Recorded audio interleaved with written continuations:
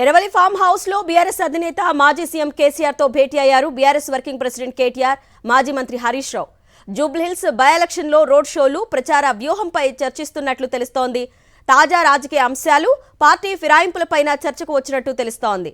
రేపు జూబ్లీహిల్స్ ఇన్ఛార్జీలతో ఎరవలిలో కేసీఆర్ సమావేశమయ్యి ప్రచార వ్యూహాలపై దిశానిర్దేశం చేయనున్నారు. ఇదే అంశంపై అప్డేట్స్ దిలీప్ నాడి తెలుసుకుందాం. దిలీప్, చెప్పండి, ఈ ఎన్నికలకు ఏ విధంగా ముందుకు వెళ్ళబోతున్నారు? ప్రచారంలో కేసీఆర్ కూడా పాల్గొనే అవకాశం ఉందా?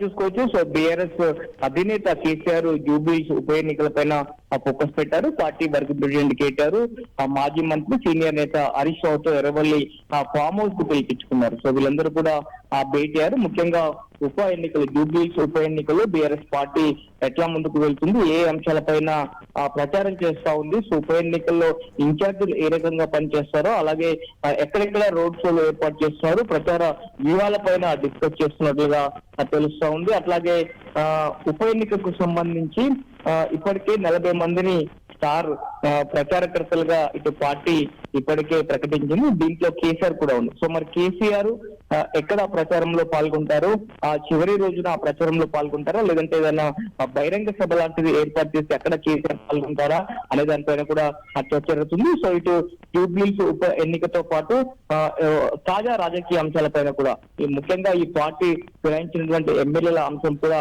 చర్చించినట్లుగా తెలుస్తూ ఉంది. అలాగే ఇప్పటికే ఇటు జూబ్లీహిల్స్ సంబంధించి ఇన్ఛార్జీలను కూడా నియమించారు. సో ఇన్ఛార్జీలతో కూడా రేపు కేసీఆర్ భేటీ కాబోతున్నారు. కాబట్టి సో ఇటు కేటీఆర్, హరీష్ రావుతో ముఖ్యంగా ఉప ఎన్నికకు సంబంధించి కేసీఆర్ ఆరా తీస్తున్నట్లుగా సమాచారం. సో రేపు ఇన్ఛార్జీలకు ఇంకా ఎలాంటి అంశాలు దిశానిర్దేశం చేయాల్సిన అవసరం ఉంటుంది.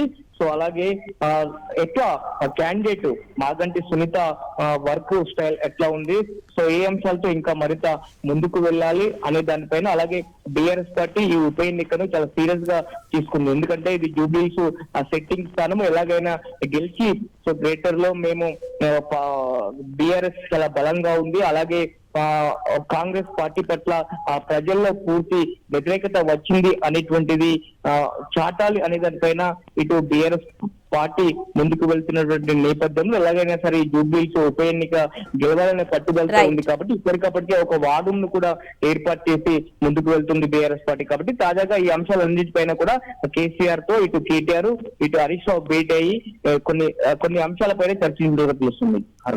Thanks for the updates.